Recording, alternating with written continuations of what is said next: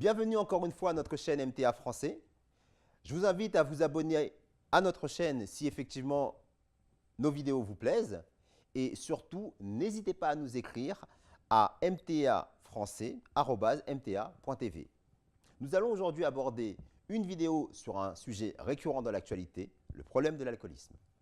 Près d'un quart des Français boivent trop d'alcool. C'est le constat de l'Agence sanitaire Santé publique France qui a lancé le mardi 26 mars jusqu'au 14 avril une énième campagne sur l'alcool. L'alcool constitue une des principales causes de mortalité évitable avec 41 000 décès qui lui sont attribuables chaque année en France, rappelle l'Agence sanitaire à l'occasion de cette campagne.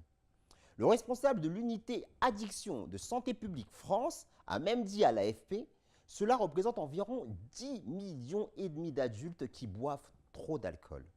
Ils boivent en tout cas dans une proportion qui augmente les risques pour leur santé, notamment tout ce qui est risque à moyen et long terme, cancer, hypertension, hémorragie cérébrale, certaines maladies cardiovasculaires. Jusqu'à présent, on nous disait un verre ça va, deux verres ça va et trois verres, bonjour les dégâts. Ensuite, on a mené une campagne sur tu t'es vu quand t'as bu.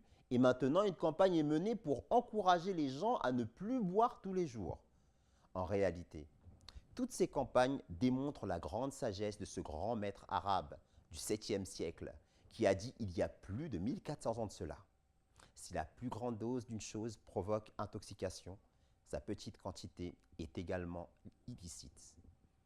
Ailleurs, le Saint-Coran nous enseigne: ô vous qui croyez, le vin, le jeu du hasard, les idoles et les flèches divinatrices ne sont qu'une abomination découlant de l'œuvre de Satan.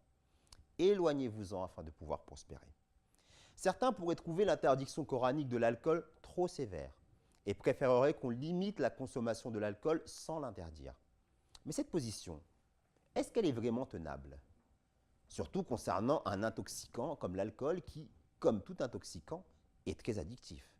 En effet, si un homme peut se contrôler aujourd'hui, où est la garantie qu'il ne cédera pas à la tentation et ne perdra pas la maîtrise de lui-même demain?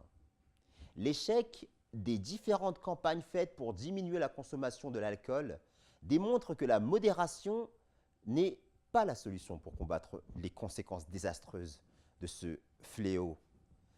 Est-ce que la solution est l'interdiction? C'est une question qui se pose. L'histoire nous dit et nous démontre qu'interdire en passant par la loi aura un effet inverse, comme ce fut le cas au début du XXe siècle pour les États-Unis d'Amérique. En effet, l'expérience de la prohibition échoua totalement. En 1933, cela a même réaffirmé l'amour du peuple américain pour l'alcool. Il ne souhaitait pas se soumettre à une loi qui lui interdisait. Les détaillants comme les consommateurs ont refusé de reconnaître la légitimité de la loi interdisant l'alcool, et cela a été affirmé par Amy Mittelman dans son livre. Alors, comment l'islam a pu obtenir le succès là où une nation aussi puissante que les États-Unis d'Amérique a essuyé un échec cuisant? Tout d'abord, l'islam ne dit pas qu'il n'y a que des mauvaises choses dans l'alcool. Le Saint-Coran reconnaît d'ailleurs les bienfaits de l'alcool et du jeu en déclarant que tous deux comportent un grand péché, en même temps que certains avantages pour les hommes. Mais leur péché l'emporte sur les bienfaits. En fait, il est interdit étant donné que ses inconvénients l'emportent sur ses avantages. L'islam étant une religion de modération, elle autorise l'usage de l'alcool dans les médicaments, alors qu'il est interdit de consommer de l'alcool pour un musulman. Ainsi, la découverte de l'éthanol, alcool pur, est généralement attribuée à Muhammad ibn Zakaria al-Razi, qui était donc alchimiste musulman et érudit. Il était d'ailleurs le premier musulman à utiliser systématiquement l'alcool dans sa pratique médicale. L'islam, en réalité, a réussi à mettre fin à la consommation de l'alcool en changeant les idées dominantes à ce propos. Puis, quand vint le moment de l'interdiction complète, les étapes furent progressives afin d'assurer son succès. L'islam est la seule religion apportant un changement dans les attitudes avant l'application de ces injonctions. Ainsi, les musulmans étaient interdits de prier en état d'ébriété, autrement dit quand ils étaient ivres. Le verset 44 du chapitre 4 déclare à ce sujet: « Ô vous qui croyez, n'approchez pas la prière quand vous n'êtes pas en pleine possession de vos sens jusqu'à ce que vous ayez pleine connaissance de ce que vous dites. Les 5 prières quotidiennes, réparties de l'aube jusqu'au soir, encouragèrent les musulmans sincères à abandonner cette habitude. La prière a été promue et a eu le dessus sur la boisson parce que la prière musulmane permet aux croyants de se retenir du péché et de tout acte injuste. Il faut se rappeler que dès qu'on a interdit aux musulmans de venir à la prière ivres, ces derniers se sont tous abstenus de consommer de l'alcool, si bien que lorsque le verset interdisant définitivement l'alcool est descendu, eh bien les musulmans étaient déjà réformés. Ainsi, c'est par l'exhortation et la prière que le fléau de l'alcoolisme fut combattu dans le monde musulman. L'abandon de ce vice par les peuples qui embrassèrent l'islam dans les premiers siècles de son expansion nous montre en même temps que la force et la contrainte, contrairement aux idées reçues, n'ont joué aucun rôle dans leur conversion. D'ailleurs, selon David Cartwright, professeur d'histoire à l'Université de Floride, la montée de l'islam, qui condamna le vin comme une abomination conçue par Satan, découragea la culture de la vigne en Afrique du Nord et au Moyen-Orient. Mais la vinification et l'alcool ont prospéré dans l'Europe médiévale. L'influence de l'enseignement islamique et les révolutions positives qu'il engendre dans la société, d'ailleurs, ne sont pas reconnues uniquement par les musulmans.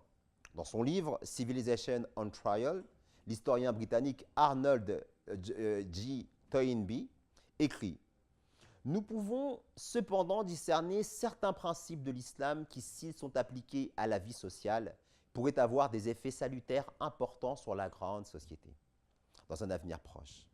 2 sources évidentes de danger sont la conscience raciale et l'alcool. Dans la lutte contre ces 2 maux, l'esprit islamique a un service à rendre.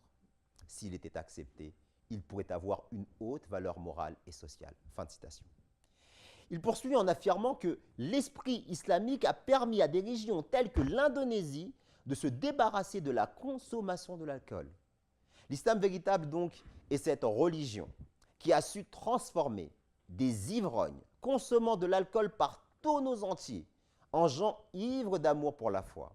Finalement, arrêtons de voir l'islam comme un problème, mais plutôt comme une solution morale et spirituelle capable d'aider la société à éradiquer les fléaux qui la ravagent. Et en particulier, pensons à notre jeunesse.